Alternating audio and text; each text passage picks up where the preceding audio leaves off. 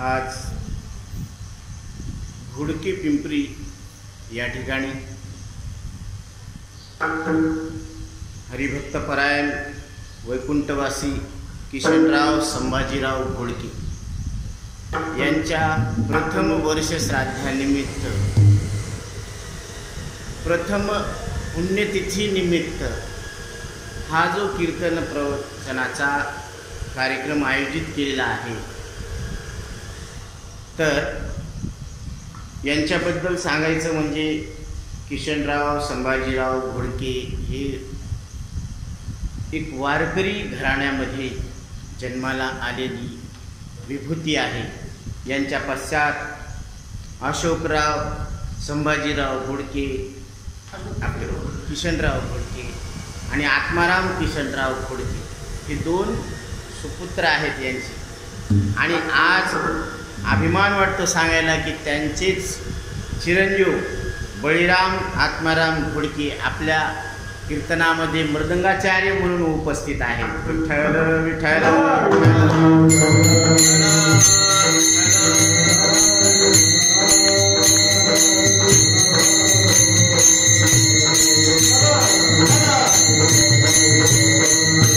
प्राप्त वेळी प्राप्त प्रसंगी प्रस्तुत सेवेसाठी घेतलेला अभंग जगद्गुरु तुकोबराय यांचा हा 4 चरणाचा अभंग असून या अभंगामध्ये महाराज मनुष्य देहात आलेल्या जीवाला एक चेतावणी देतात, एक शिकवण देतात की जसं वस्तीकर आलेला असतो तर वस्तीकर रात्रीचा मुक्काम पूर्ण झाला की पहाटेच्या वेळेस तो निघून जात असतो। जसं दुसरं एक उदाहरण देतात महाराज की जसं अंगणामध्ये चिमणी पाखरं येत असतात आणि तो त्यांचा भाग टिपून घेतात आणि ते स्थान सोडायला त्यांना उशीर लागतो का? नाही। काही आसक्ती राहते का? नाही। तसं हा जीव या मृत्यूलोकामध्ये आलेला आहे, तर या मृत्यूलोकामध्ये येण्याचं काय प्रयोजन आहे, काय लक्ष्य आहे, तर त्या जीवानं हरी प्राप्त करून घेणं हे मानवी जीवनाचं काय आहे लक्ष्य। जसं लेकरं शाळेमध्ये जातात तर त्यांचं लक्ष्य काय असतं? आईवडिलांना वाटत असतं की लेकरांना पास व्हायला पाहिजे, बरोबर आहे ना? ह्यानं पहिल्या क्रमांकानं नाही तर नाही, पण कमीत कमी साधं तरी पास व्हायला पाहिजे। द्वितीय क्लास, सेकंड क्लास नाही तर थर्ड क्लास, आणि थर्ड क्लास नाही तर ढक्कल पास म्हणजे ढकलून झालेला पास, बाउंड्रीवर पास तर व्हायला पाहिजे। एकाच वर्गात 10 वर्ष राहावं लागलं तर मग आई वडिलांना आनंद वाटतो का त्या लेकराचा? नाही ना। तसं ईश्वरानं आपल्याला हा नरदेह दिलेला आहे, तर कशासाठी दिला? भजन करण्यासाठी दिला।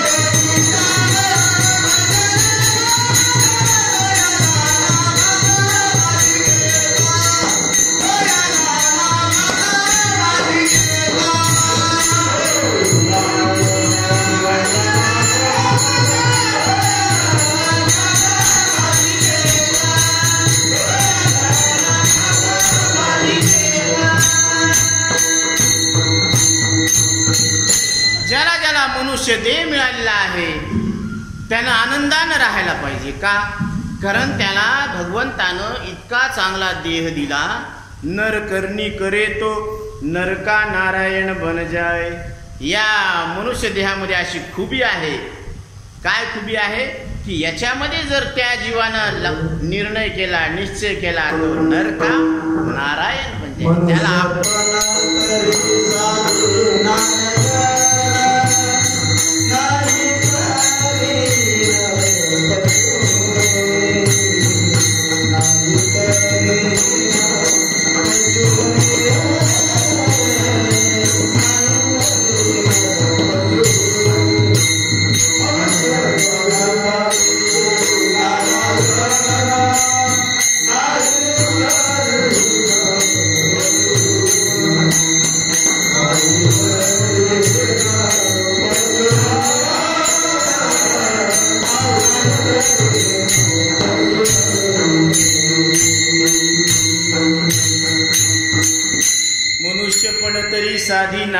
नारायण, नाही तरी हीन पशुनी. मनुष्य म्हटलं की त्यानं नारायणाला प्राप्त करून घ्यायला पाहिजे, आत्मसात करून घ्यायला पाहिजे. कारण मनुष्य देहामध्ये बुद्धी आहे. पशु पक्ष्यांना विवेक करता येतो का? नाही करता येत. कल्पना करता येते का? नाही करता येत. तिथं कळणं आहे, कल्पना करता येत नाही, विवेक करता येत. दगडामध्ये कळणं नाही, कल्पना नाही, विवेकही करता येत नाही. म्हणजे जगाला कळत नसतं, कल्पना करता येत नाही, विवेकही करता येत नाही. आणि मनुष्य देहात आलेल्या जीवाला मात्र मी देह आहे अशी कल्पना करता येते, मी ब्रह्म आहे असं वास्तविक यथार्थ ज्ञान लक्षात घेता येतं विवेकानं. आणि कळत असतं, इथं कळणं आहे. मग ज्याला कळत असतं ना त्याला दिव्य म्हणावं, त्याला चैतन्य म्हणावं. जसं जे पोळतं त्याला काय म्हणावं बाबा? अग्नी म्हणावं. जे पोळतं त्याला काय म्हणावं? आमच्याकडं असं आहे, तुमच्याकडं कसं आहे? पोळतं त्याला काय म्हणावं? अग्नी. आणि कळतं त्याला काय म्हणावं? जीव. ज्याला कळतं त्याला काय म्हणते? जीव. आणि जीवाचं स्वरूप काय आहे शास्त्रामध्ये सांगितलेलं? जीव अवघे देव,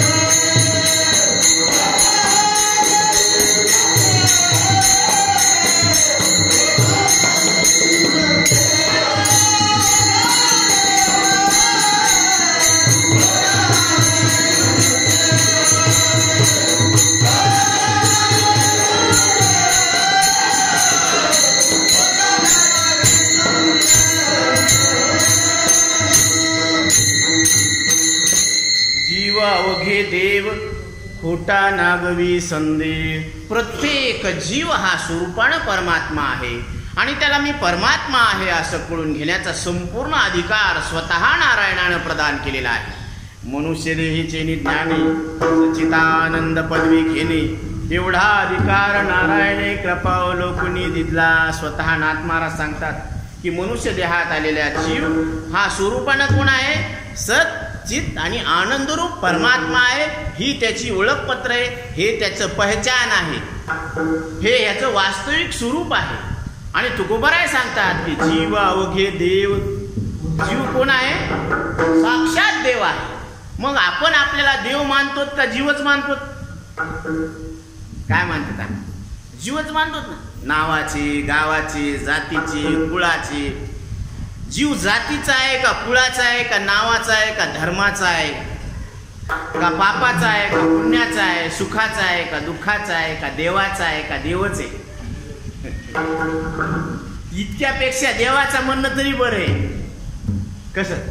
पापाचा पुण्याचा अज्ञानाचा म्हणण्यापेक्षा, जातीचा कुळाचा म्हणण्यापेक्षा देवाचा म्हणलेलं चलतं का नाही? म्हणायला पाहिजे का नाही आपण?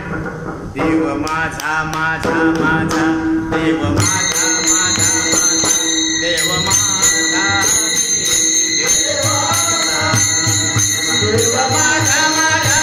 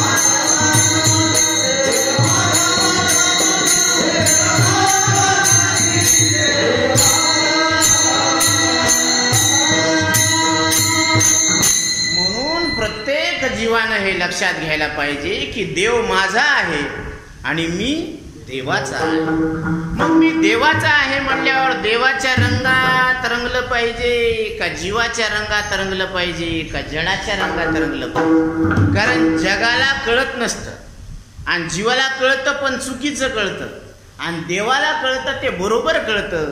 कारण देवाला भ्रांती नसते आणि जीवाला नेहमीच भ्रांती असते. म्हणून जीव जर देवाच्या संगतीत राहिला तर जीवाच्या ठिकाणी असलेली भ्रांती निघून जात असते. विठ्ठल विठ्ठल.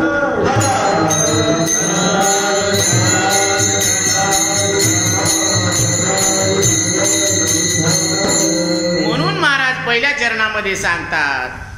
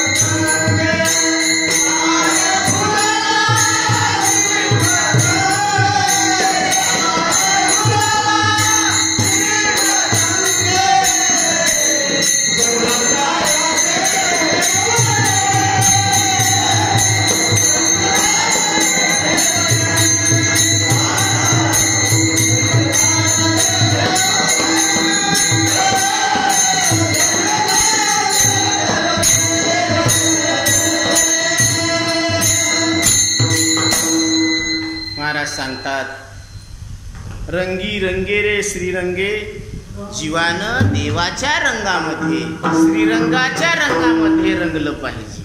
कारण बाकीच्या जीवाच्या आणि जडाच्या रंगात रंगलं तर यांचा स्वभाव कसा आहे हे परिवर्तनशील आहे, हे विनाशी आहेत. आणि विनाशी म्हणजे नष्ट होणाऱ्या वस्तूच्या संगतीत राहिल्यानंतर जीवाला त्याच्या संगतीमध्ये दुःख होत असते. कारण याचा स्वभाव मृत्यू आहे आणि ती वस्तू मेल्यानंतर मग याला दुःख होत असतं, कारण याचा स्वभाव तसा नाही ना. म्हणून संगतीचा परिणाम आहे. जीव जीवाच्या संगतीत राहिल्यावर काय होत असतं, त्याला दुःख होत असतं. आता प्रत्येक जण कोणाच्या ना कोणाच्या संगतीत राहतच ना.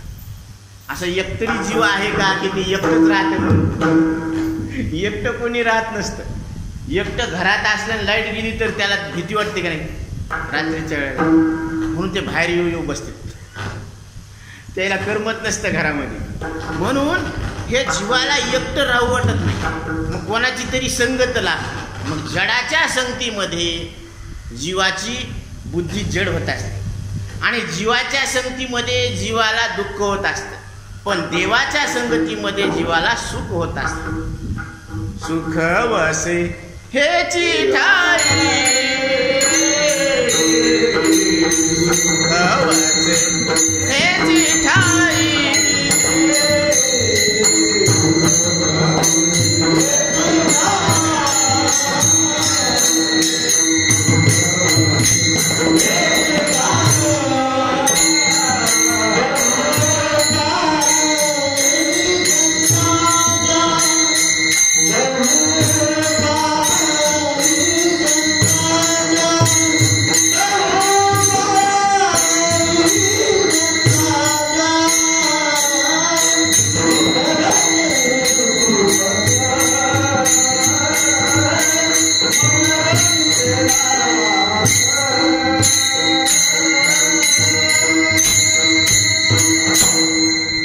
बसे हेची ठाई बहुपाई संतांच्या मनोन केला वास.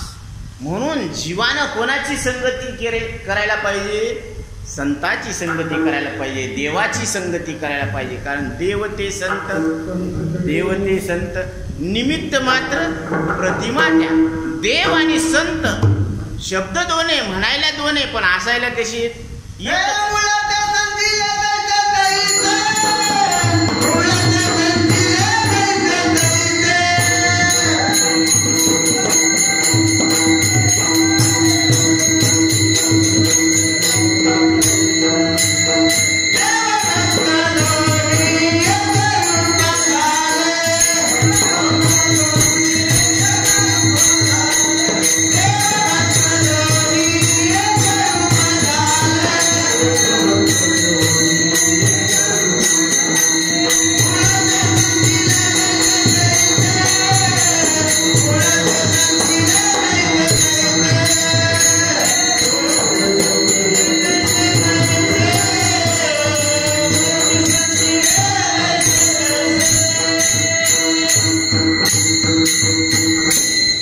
संत आणि देव हे म्हणायला दोन आहेत, पण असायला किती आहेत? एकच आहे.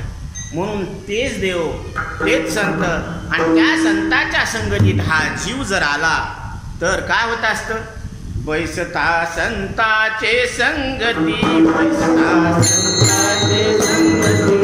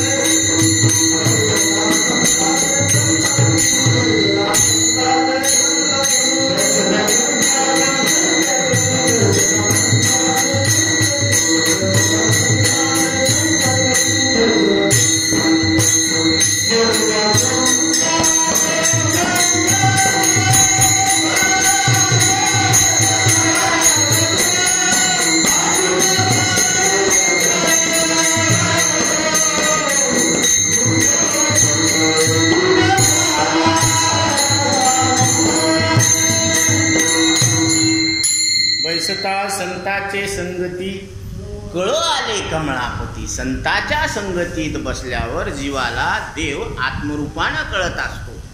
म्हणून संताच्या संगतीत राहणं आवश्यक आहे.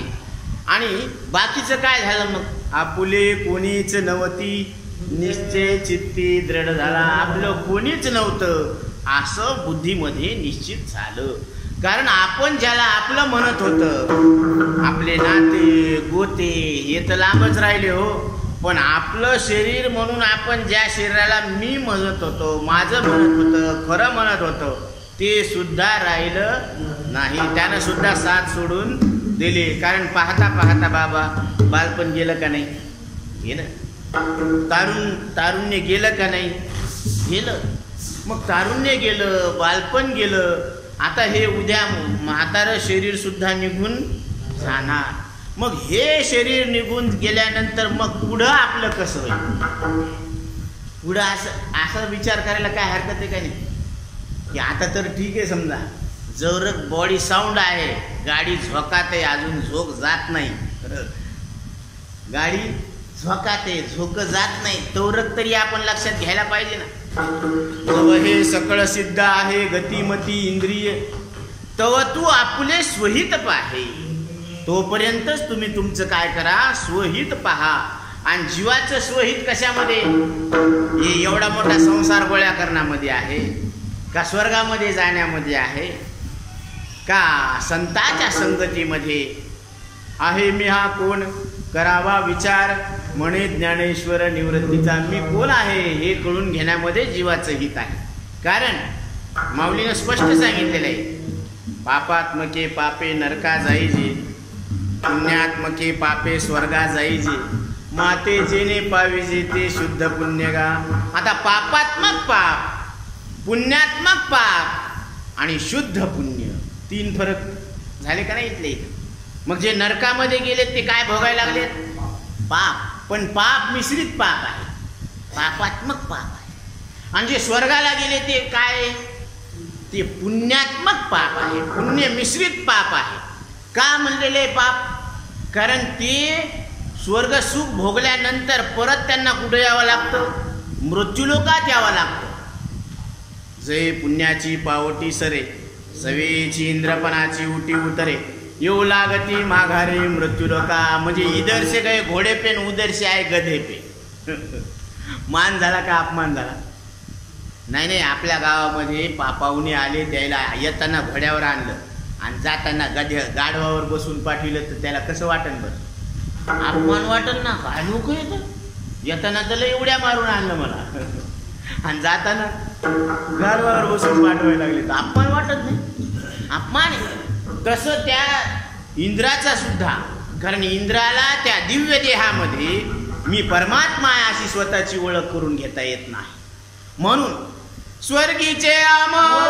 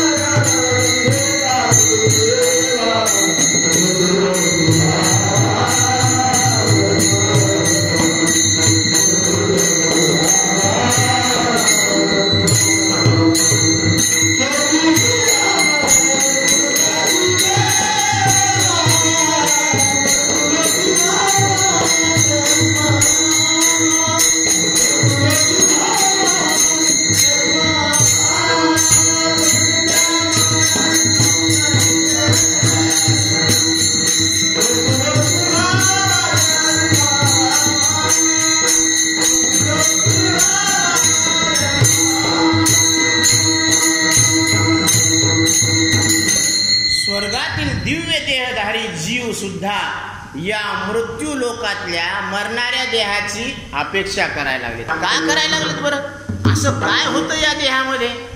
नाशिवंत देता ब्रह्म येती हाता, ऐशियाची कथा पुराणात. हे शरीर जरी नष्ट होणारे नाशवान आहे, पण या नाशवान शरीरामध्ये मी अविनाशी ब्रह्म आहे असं लक्षात घेता येतं.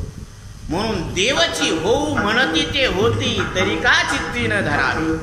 नरदेह निधान लागले हाती, उत्तम सार उत्तम गती. देवची होऊ म्हणती ते होती, तरी का चित्ती न धरावे. या नरदेहात जे मी माझं दिव्यत्व लक्षात घेईल अशी इच्छा करतात, ती इच्छा पूर्ण होत असते. म्हणून प्रत्येक जीव कोण आहे? ब्रह्मरूप आहे, देवरूप आहे. आणि देव आणि ब्रह्म दोन थोडीच येतं, एकच आहे. आता वॉटर म्हणलं काय आणि पाणी म्हणलं काय, शब्द दोन आहेत पण वस्तू किती येतात? एकच आहे. तसं देव म्हणा, संत म्हणा, जीव म्हणा, ब्रह्म म्हणा. कारण जीव आणि देव याच्यातला संबंध कसा आहे? तुझं माझं ऐसी परी जैसे तरंग सागरी. देवा मी तरंग आहे आणि तू कसा आहे? समुद्र आहे. मग समुद्राहून तरंग कधी वेगळा आहे का? नाही. तसं जीव देवाहून कधी वेगळा आहे? कधीच नाही. म्हणून जीव देवरूप आहे, पण तो स्वतःचं देवपण विसरला. आणि विसरल्यामुळं या शरीरामध्ये जन्म मृत्यूचं दुःख भोगायला लागला. म्हणून महाराज सांगतात, रंगी रंगे रे श्रीरंगे, काय भुलला श्री पतंगे. पतंग काय करतो? रूपाला भुलतो. रूपाला म्हणजे त्या ज्योतीला भुलून जातो आणि त्याच्यावर झडप मारतो. जसा झडप मारतो की तसाच तो प्राणाला मुक्तो. विषय ओढी भुलले जीव, आता या जीवन करील जीव, नारायणी भाव.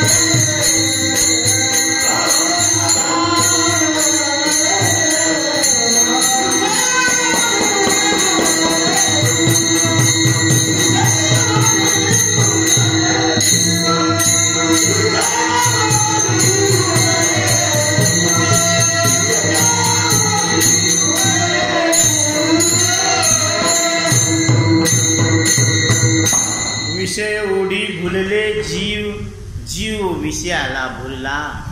म्हणून विषयाला भुलला म्हणजे देहाला भुलला. देहाला भुलला म्हणजे ह्यालाच मी माझं आणि खरं समजून बसला. आता वास्तविक कोण आहे? हा देवरूप आहे. यानं आपलं दिव्यत्व लक्षात घ्यायला पाहिजे, आपल्या महिमेत राहायला पाहिजे, आपल्या आनंदात राहायला पाहिजे. पण हा खाली उतरला. खाली उतरून काय करायला लागला? देहाला पाहायला लागला का मी समजायला लागला?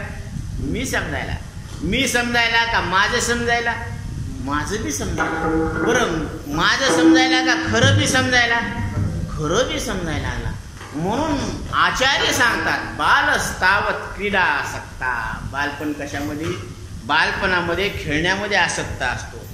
तरुण अस्तावत तरुणी रक्ता. तारुण्यामध्ये त्याला स्त्रीचा नाद लागतो. आणि वृद्धस्तावत चिंता मग्ना. आणि म्हातारपणामध्ये तो चिंतेमध्ये गर्क असतो. आता कसं होईल, कारण मी गमवलेली संपत्ती माझ्या डोळ्यासमोर हे लेकरं उदामाप करायला लागले. ती आतून जळत म्हातार. वृद्धस्तावत चिंता मग्ना परब्रह्मणी गोपीन मग्ना. आचार्य सांगतात की बालपण खेळण्यामध्ये गेलं, तारुण्य विषय संपादन करण्यामध्ये गेलं आणि म्हातारपण चिंतेमध्ये गेलं. आता उरलेलं आयुष्य किती उरलं? आणि तू तुझ्या आत्मस्वरूपाला, ब्रह्मस्वरूपाला कधी प्राप्त करून घेशील? काय भजनाशी उरले ते पाहेगा. बालपण गेले नका.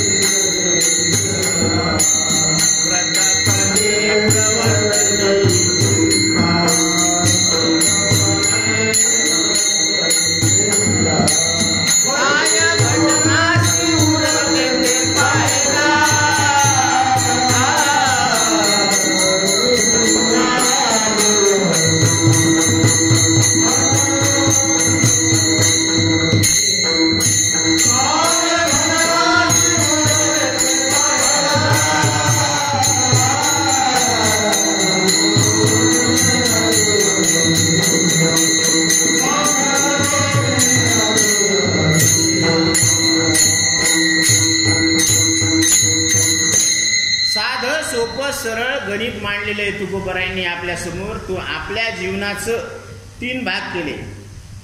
हे नाटक जे असतं ना 3 पात्री असतं. एक पहिला भाग, दुसरा भाग आणि तिसरा भाग. बरोबर आहे. आता बालपण हा या नाटकाचा पहिला भाग आहे. तारुण्यपणा हा नाटकाचा दुसरा भाग आहे. आणि म्हातारपणा म्हणजे हा या नाटकाचा तिसरा भाग आहे. बरोबर आहे. म्हातारपण म्हणजे काळाची आलेली तिसरी चिठ्ठी. काय म्हणून? आता तरी सोडा. काय? हा, हे घर सोडा.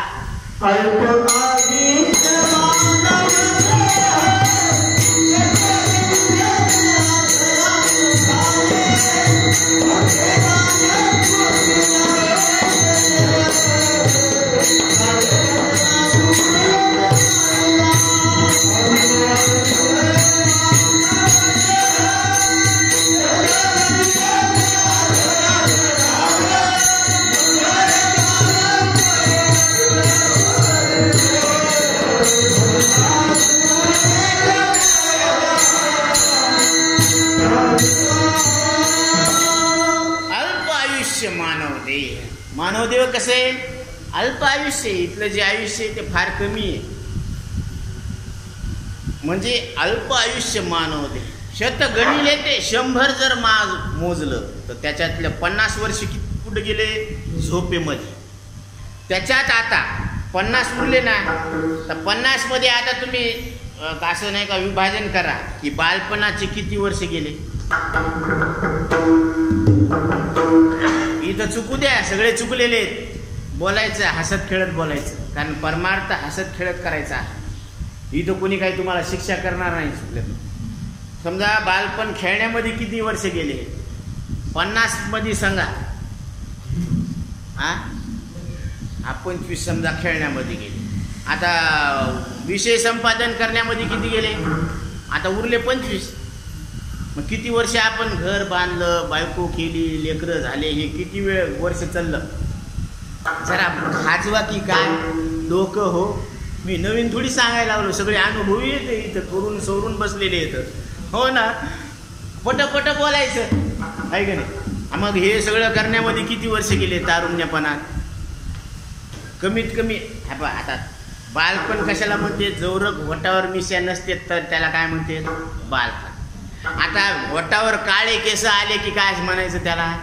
तरुणपण. आणि तेच केस काळे झाले, पांढरे झाले म्हणजे त्याला काय म्हणायचं? म्हातारपण. म्हणजे काळ्याचं पांढरं झालं त्याला काय म्हणायचं? म्हातारपण.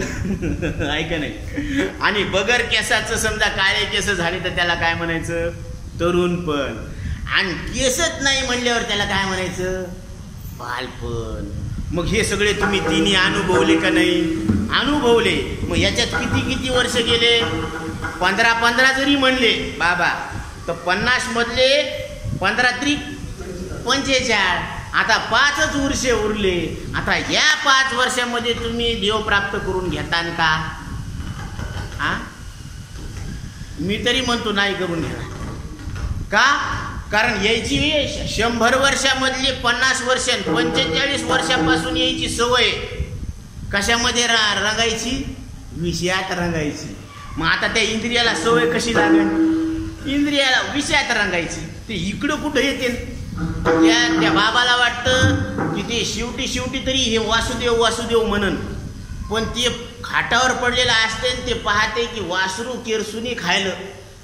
आता ह्याला वाटतंय बाबा सातांना का होईना पण वासुदेव वासुदेव तरी म्हणायलंय, पण ते वा वा वा करते ते मग ते वासरू केरसुनी खायलं.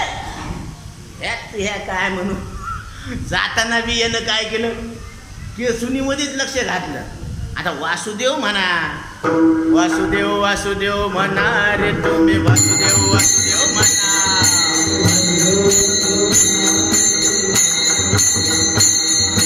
वासुदेव वासुदेव म्हणा रे तुम्ही, वासुदेव वासुदेव म्हणा.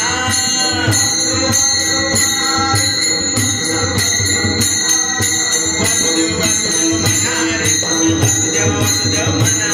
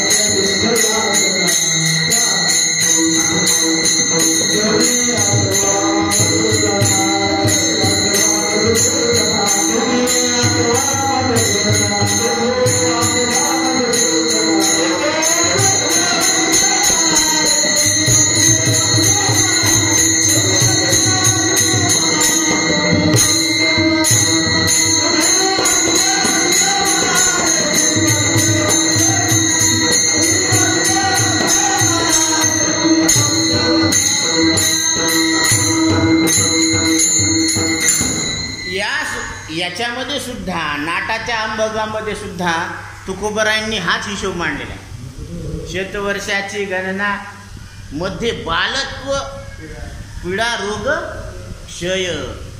मग तिथे भजनाशी काय उरले ते पाहेगार.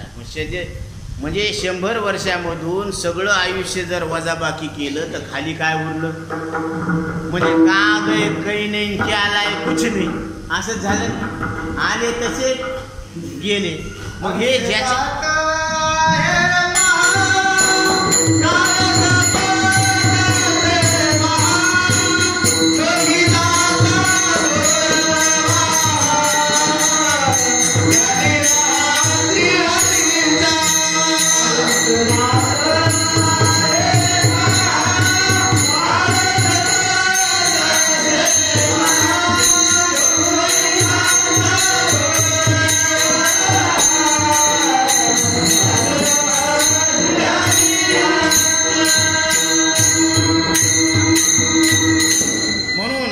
अल्पायुष्य मानव देह अल्पायुष्य आहे आणि याच्यामध्ये या आयुष्याचा काही भरोसा नाही.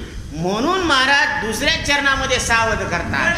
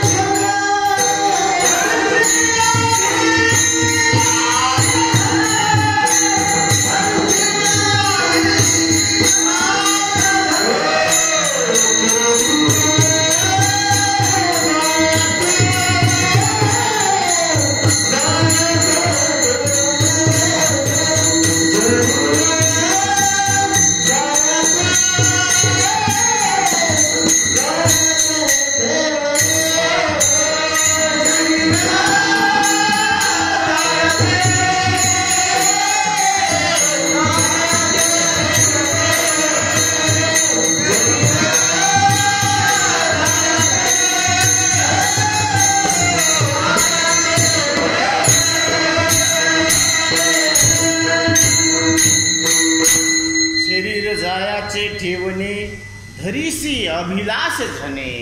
तू काय करशील? या देहाची काय आसक्ती करशील आणि आसक्ती केल्यानंतर काय होणार आहे? कारण तुझं मन या देहामध्ये अडकून बसल आणि हे तर आयुष्य निघून जाईल. मग देह हे काळाचे धन कुबेराचे तेथे मनुष्याचे काय आहे? शरीर काळाचे. मग ज्याचं आहे ते घेऊन जाणार आहे. म्हणून काळाचं शरीर आहे ते काळ घेऊन जाणार आहे. आणि तू कोणाचा आहे? तर महाराज सांगतात तू देवाचा आहे ना. मग देवाचं ध्यान धर ना.